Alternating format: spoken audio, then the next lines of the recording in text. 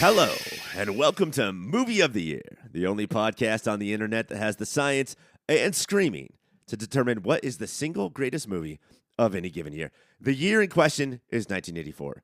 The movie in question, all of them. The TV shows in question, all of them. The bands in question, all of them. The Hasbro little dudes and chicks in plastic with cardboard in the back, all of them. Because what we're going to do tonight, it's called the Action Figure Draft. I'm your host, Ryan, and I am going to invite three random-ass street people to come in here, and we are going to draft the ultimate action figure war. Who would you draft if 1984 all became plastic and got onto your couch? With me, as always, is Greg. I'm here, fresh off the street. Thank you for coming in off the street. Yeah. Here's a wet nap. Thank you very much. This is one for your entire body. Taylor, I will give you two. You seem twice as dirty as Greg. Thank you. I am an oily boy. And Nate, I sort of think that the whole dirtiness works with your lore, so no wet naps for you. I am the pig pen of your guests, and we've been dancing all night long to Lionel Richie, so we are tired and dirty. Pigpen is a real character that we can't, copyright and whatever. But Pigpan, I think that is you, Nate, from now on. Yeah, pig pan. People don't clean their cast iron skillets, so they smell more like Pigpan. Nah, cook that one in the pig pan. Everything you guys want, you want it to smell more like Nate. Gentlemen, we are here to draft action figures. Greg, you have an older sister? I do have an older sister. Taylor, you have a younger brother. Yeah, wow. Good on you. You've done your research. It's weird because that's also Greg's older sister, which I don't understand that. And then Nate, sibling count, what do we got? I do have a younger stepsister. Mm-hmm. Yeah. Should we talk about that a little bit more? We have no biological relation. I can tell you that much. That's making it less hot, but that's fine. Did you, all three of your families, did you guys throw all the toys out at any point and just say all right, the war is on, it's drafting time? Hell yeah. You gotta, anytime you are going to play action figures amongst a group of people, or I normally just me and my dad. And so then I would pick the best action figure, and then it'd be his turn. He'd pick arguably the worst one. Then it'd be my turn. I'd pick second best. Then he'd be like, I'm going to play with this pine cone. I'd be like, haha, weak choice. Now, was your dad setting you up for the victory, or is he just a little slow? He just loves pine cones. I assume he smeared peanut butter on it to summon a flock of birds also. Makes that pine cone go pretty far. My dad was always summoning a flock of birds for one reason or another. Well, yeah, I mean, it's the 80s, flock of seagulls. Nate, I'm going to start this with you because this is your first action figure draft. We have to get into the D&D of it all. But before that, what is, and Taylor and Greg, I'm going to you next, so start thinking of your answers. What is the perfect action figure size? Ooh. The perfect action figure size. Because if you bring a Barbie into a G.I. Joe fight, Barbie's going to tower, right? So, what is, what depends on what generation of G.I. Joe. Yeah, if it's OG G.I. Joes, they're the same height. They re-released the foot tall figures. I could tell by Ryan's face he walked into the wrong fucking room. Yeah, dude. I know your answer, Ryan. I know yours. Nate, what do you think is what's your action figure that you had the most fun with as a kid? Teenage Mutant Ninja Turtles. They were the perfect size, perfect amount of detail, really, articulated. So we're talking, I don't know what that's 4.5, 5 inches, I guess they are. Yeah, probably 5.5. Because I think G.I. Joe is 4.5, right? 3 3/4 G.I. Joe. Sorry, Greg. and that's the perfect size because G.I. Joes are the plastic G.I. Joes from the 80s and 90s. That is the perfect. Do you really think that you don't think that's too small? No, I really didn't because you could grab handfuls of them to travel with. So the reason I like them better than the Ninja Turtle action figures is because Ninja Turtle action figures they took up a lot of room for when you're I took my action figures on the go all the time. Well, plus they turtle spread. Those legs stick the fuck out. They did do that, yeah. It's true. Well, the one thing the turtles are really good at, though, is they held their weapons really well. Whereas the G.I. Joe guys, their thumbs would always get pushed too far away from the rest of their hand, and the guns would first turn sideways and then just finally just like kind of fall out of their hands. And it was so sad. Taylor, when you want to play, what's the perfect size? I'm going a little bit of a different direction with this one, and I'm gonna say like I appreciate more on like the 7 to 8 inch like variety, because I think once you get up to that size, you're able within the action figures to give them more points of articulation. Yes. And I think that gives them a little bit more movement.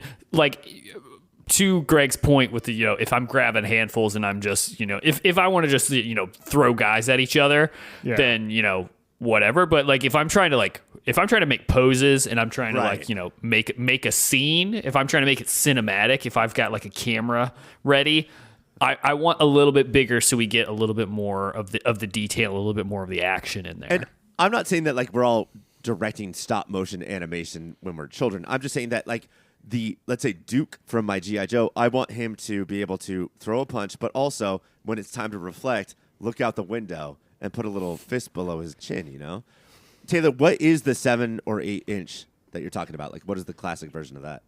Spawn. Yeah. McFarlane toys. McFarlane one, too. Probably something like that. I'll be honest, I started coming at this immediately from a perspective of I've been building some Gundam figurines recently. Oh, hell yeah. Great. So that's the idea that I'm coming at. So my preference is the 1/100 size or the 1/144 actually is that size. God, I love those fucking scales. Like, just so you know, this is a 1/45th version of Wolverine. He's It's like great, cool. I have no idea what the fuck that means. Thank you so much for that information about this fictional character. Yeah, I get the G.I. Joe. Like, I get to grab them all. Like, so many pockets full of G.I. Joe. What were you saying, Greg, that you thought I would say? Oh, Ninja Turtles. Okay. I thought you were going to go like 5.5 inch or whatever the size of Ninja Turtles are, because I think if you use a premier turtle guy. Thank you. I do think that like that's where we went at a certain point. Like G.I. Joe became passe, and then everything after that. So like, I started buying when I was a kid with the Marvel, the Toy Fair, Toy Biz, actually Toy Biz Marvel, and those can roughly fight with Ninja Turtles, right? So like, that's my idea of action figure. All right. Doesn't matter. We're all the same size tonight, gentlemen. What we're going to do is we're going to put all of the characters of 1984 into a bin and we can draft them. But before we do that, we cannot get to the draft yet because we have complicated this even more. Nate, what is your history with D&D? I love playing D&D. I am a DM on several campaigns. I did a terrible podcast of that where we did 2 different campaigns. It sounds not great, but kind of fun. Kind of a fun thing. Goes off the rails though. But yeah, it's collaborative storytelling that you get to do around the table with friends or over Zoom. It's great. I love D&D. And Taylor and Greg, have you ever dabbled Yes. in Dungeons and Dragons? Little bit. Obviously. Little Just bit. a touch. Yeah. All right. So we added an addendum or an addition to our draft that you do have to put people in these roles. And I'm just going to go around the table and have people explain what they are. So we'll start with you, Nate. What is a rogue to you? A rogue is someone who would be akin to like a thief character in a traditional RPG. They are sneaky. They are clever. They are dexterous. They're not going to be strong. They're going to hang back maybe with a bow and arrow, and they're going to snipe from the distance and pick some pockets and some locks. She uses Southern analogies. She has a fat ass. Yes. People complain about that ass shrinking when the 97 version comes out. Taylor, Ranger? Yeah, Ranger is someone who they're working in the woods. They're doing a lot of they're sort of a general woodsman. They're sort of trackers. They're hunters. They're sort of out and about. Think, Aragorn from Lord of the Rings before he meets up with the Hobbit. That's what he's doing. He's a guy who knows his way around. Do you think that most protagonists would fit into this role of the 5 that we have? I think it's sort of the most flexible. Like, I think it has to have like some amount of like, there's some stuff that like you have to know in order to be a ranger, like, but yes, I think a lot of like, especially like the lone wolf types are going to fit a little bit into a ranger. Like if you don't know what anti-hero means, Yes. it's just a hero, then you throw him here. I think that's a good point though, Greg. Let me ask this question differently. What does a druid have to have? What does a in order to get druid have drafted to have? in position? I think a strong connection to some part of nature.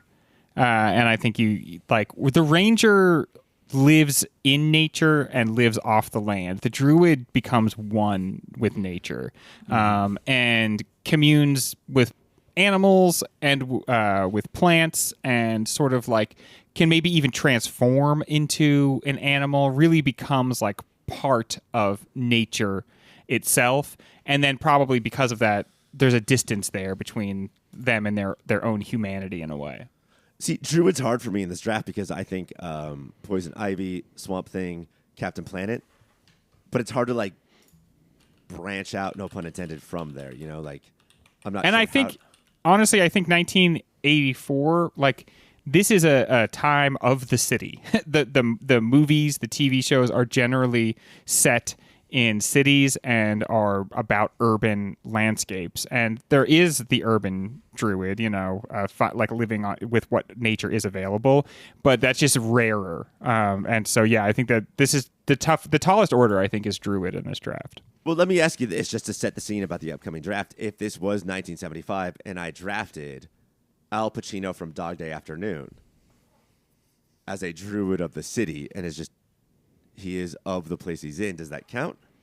I mean, I think you'd have to see him like literally like communing with the city in some way. So like if it depends on how you want to structure. Attica. Yeah, if you want to structure the argument about something that like, you know, the people of the city are like the essence that he taps in that movie, but it's a tall order. Like I think you know for it to be like an urban druid.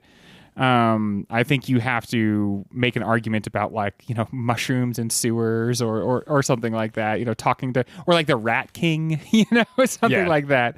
But it is tough, but that's kind of where the art of this is and making your case for why. And I think that Druid's is the category to watch because I think you're going to see people, making interesting cases for why certain characters are Druids. And Taylor, you have also DM'd before, yes? On occasion, yes. Cool. That puts me in the prime position. Nate, can you tell us about this? I feel like this is the easiest one, right? Wizard? Yeah, I mean, wizards are easy because we all have a concept of a wizard.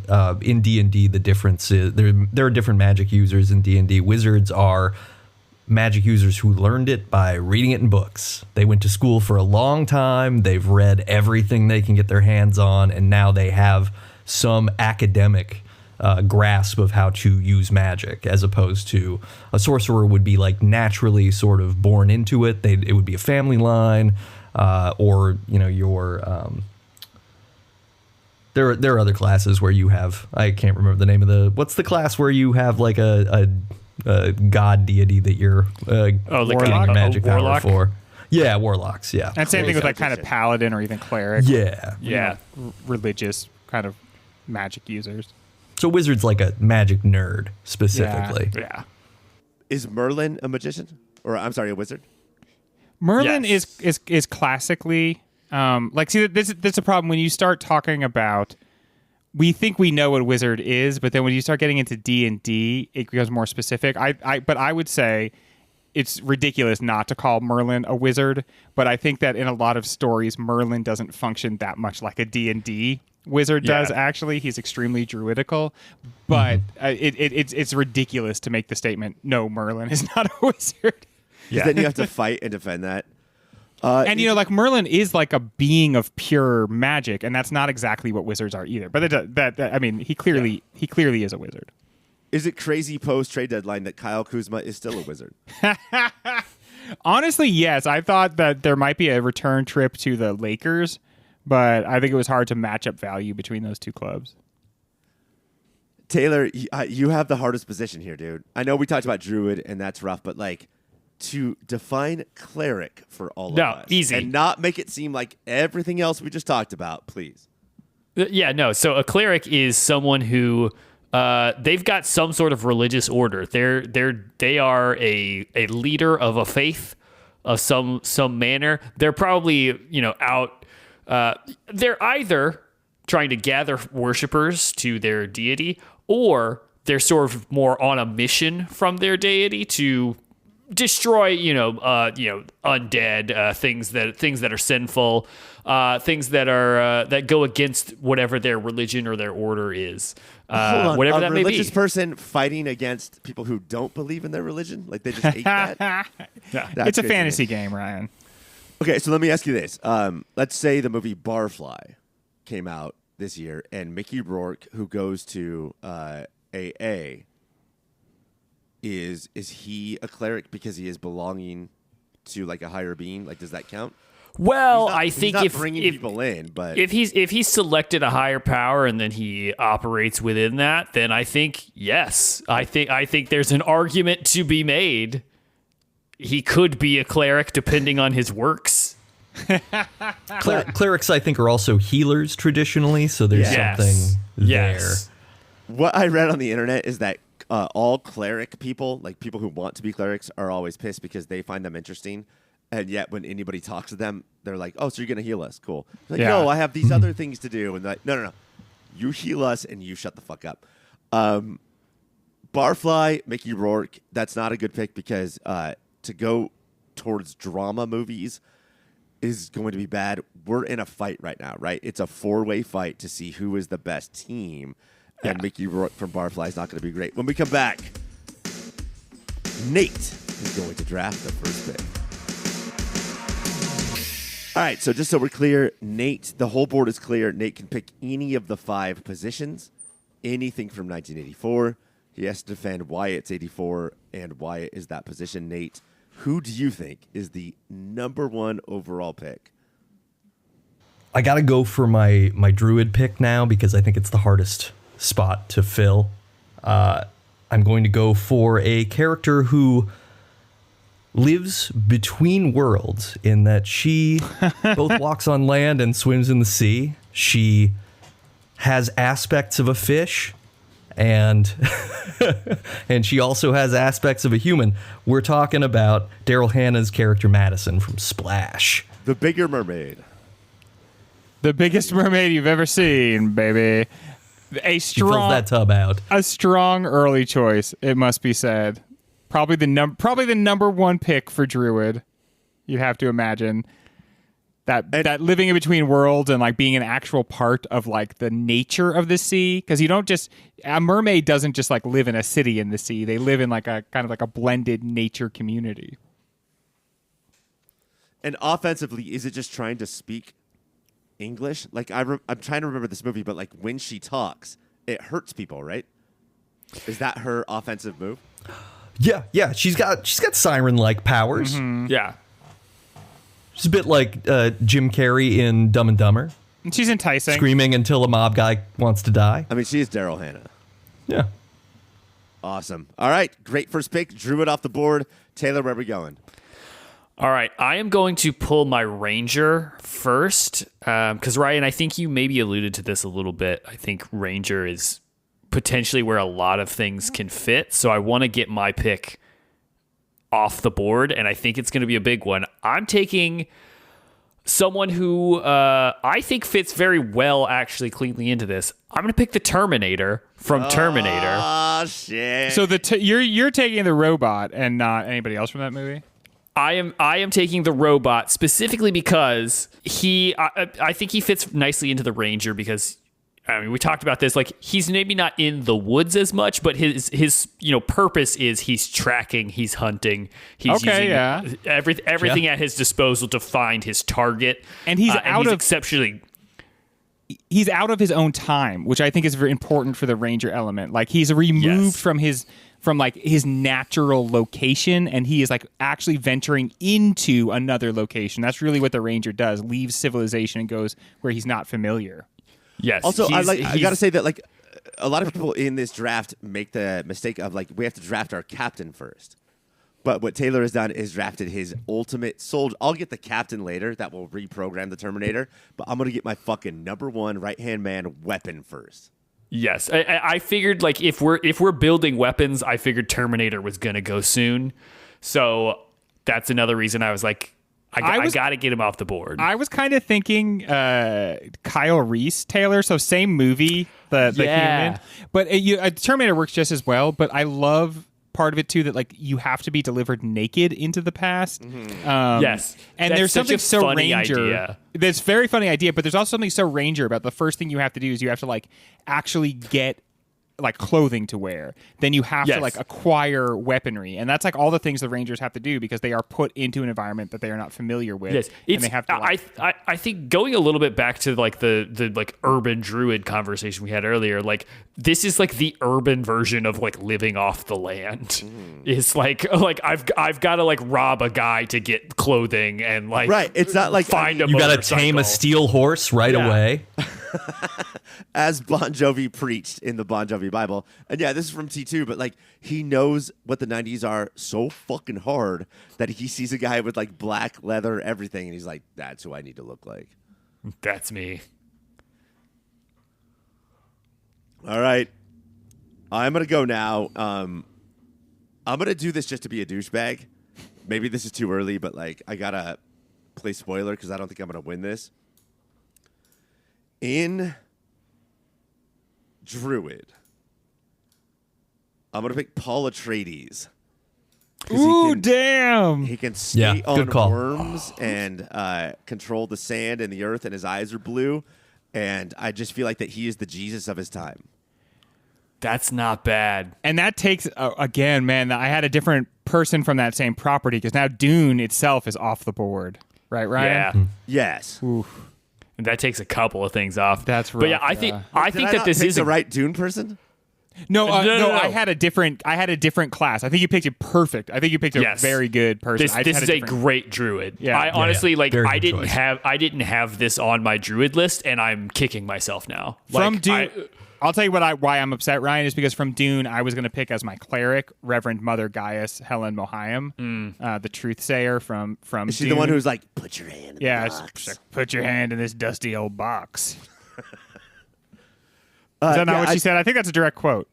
I think she then says busting will make you feel good. Busting Paul. will make you feel Do good, it. young man. Ray Parker, you get out of here. This is not your time. With Greg having two picks back to back, I just thought that like it was either now or never.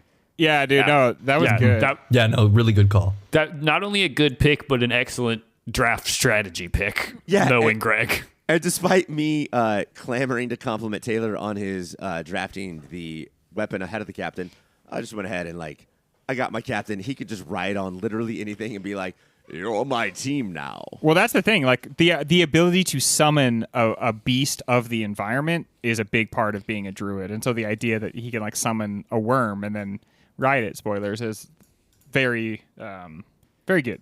In all honesty, I had him as my cleric, but your guys' talk of the druid limitedness made me switch him over.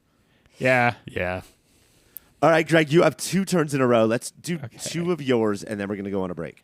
Okay. I think there are 2 definite, extremely tough categories, and they are both the nature categories because we absolutely abhorred nature in the 80s. We just had no room for it at all, and so we just wanted to be done with that. But I'm dragging my heels. Okay, let's see.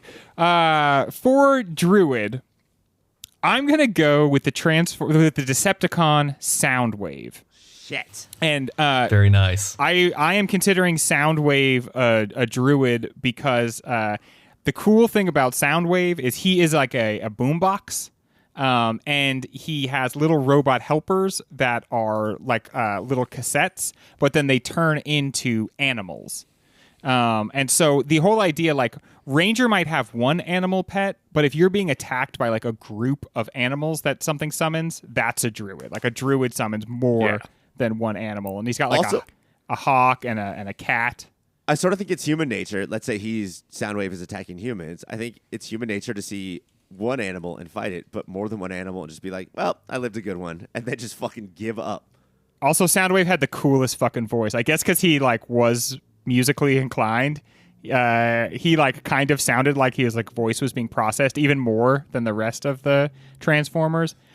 Oh, and also I don't know because we're talking about the Transformers. I don't know if people are watching the cartoon Invincible, but the voice of Optimus Prime does a voice in the Invincible cartoon, and you don't have to ask which character it is. You will know the second you hear Optimus Prime's voice.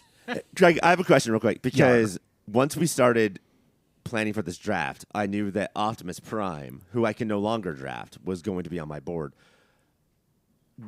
How many Transformers do you have to go down before it is Optimus Prime? Like, how many Transformers did you think about putting on your draft board? Well, just for this,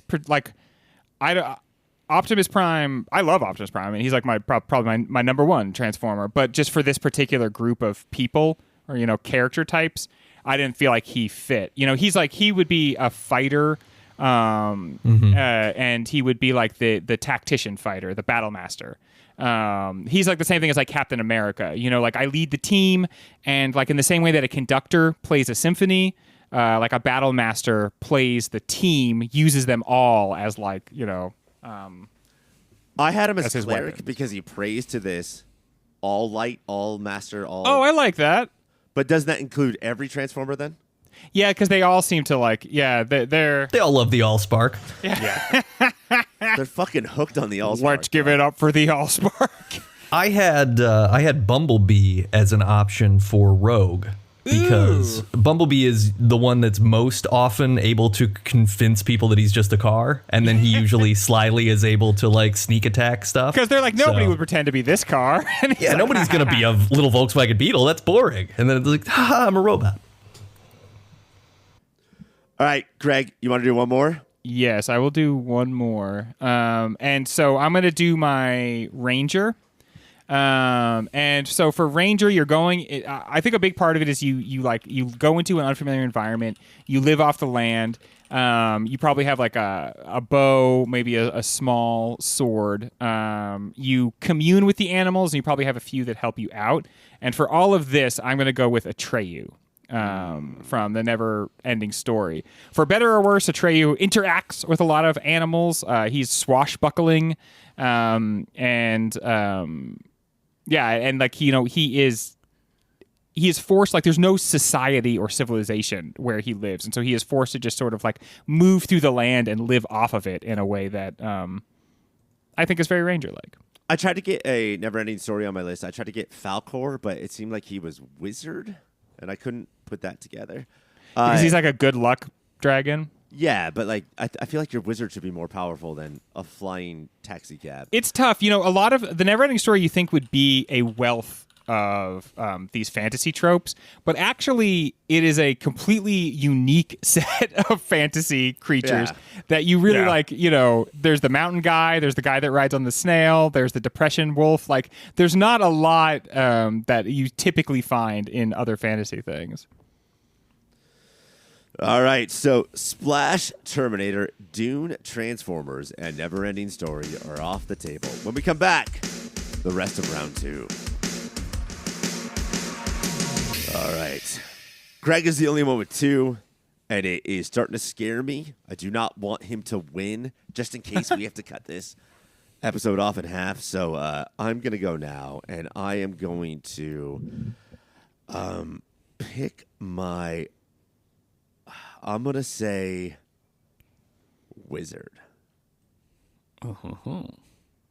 Because of what she is capable of and what she learns while she's on the planet. She learns how to get more of her... Should I just say the name and then maybe you guys can help me place her? Sure, I'd love that. Yeah. Okay, because I do think that... I think this is a good wizard, but... I am going to pick Christian Slater's sister, Helen Slater, as Supergirl. Okay, Supergirl. All right. And I just think that, like, watching her learn her powers is that akin to reading the cookbook of wizard pages. I seem to recall a fair amount of that movie. There's like an exposition break where she has to learn all about where she came from and how it all works. Is that right? And maybe at the beginning. I buy it. I think it's a very like we're gonna lay a lot of shoe leather for the audience, and we're also going to do that for this character. So yeah, I buy it. You know, the makers of Supergirl are not trusting the audience of Supergirl. Yeah. And what are Supergirl's powers? Does she have all the powers of Superman, or does she have a different? The same, but like she wears a skirt. Because I have to say, like frost breath and laser eyes, that does seem like at least wizard adjacent powers. Yeah, those are sort of spells in anyone else's hands. Right. Yeah. My original spot was Ranger because she will blow on you or ice shoot you from far away. Because that's my definition of Ranger. But ultimately, I went with Wizard.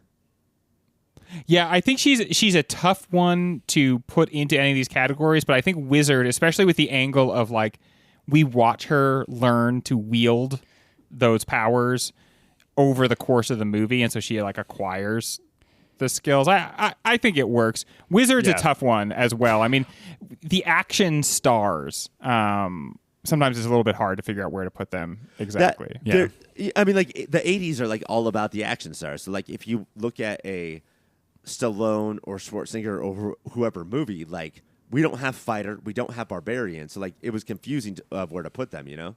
But like if there were a fight and I described a character that froze another character, was flying through the air, was moving at a high rate of speed, you're going to be like, okay, that sounds like a wizard to me. Was doing all those things. Yeah. All right. So I'm going to take Supergirl as my wizard. Love it. All right, Taylor. Alrighty. You have your Ranger. So what's up next? I have my Ranger. I think I'm going to follow Greg's lead, and I'm going to knock out the nature ones first, especially because basically all of my other picks for Druid have been slowly getting knocked off, and some by people's other positions. So I'm going to just go ahead and knock it off because I think I have some somewhat safer picks for some of the others. But so for Druid, I am going to take Master Splinter from the Teenage Mutant Ninja Turtles. Not only because he is himself a creature, but he's operating primarily through like a wisdom situation. I would argue that he, as we discussed, he is sort of living off of the sewers, sort of the underpinning of the essence, the roots of the urban environment. And he's hanging out with a whole crew of other animals and creatures and has sort of a connection to the natural, unnatural world that we find ourselves in. Not just other animals, but the worst type of animals. Teenage animals. Like the amount of patience in this man is insane. Even the bad guys are animals, right? I mean, I love it. I think it's a very 80s take on nature. Like this is as much nature as we got in things. Yeah, it's especially with like the amount of sort of as we sort of discussed, it's also kind of hard to put in like wizard stuff. Like we were sort of moving away from a lot of like explicit magic and more like we live in cities now. But I think this is like a pretty good crossing over point. And I have to say, like, because we're all being friendly here, yes? Oh, yeah, yes. for sure. Oh, sure. When Ninja Turtles is this weird property where, like, every 10 whatever years, a whole generation discovers their version of that. Like, I found it when I was 11, and it's still happening when I'm 11.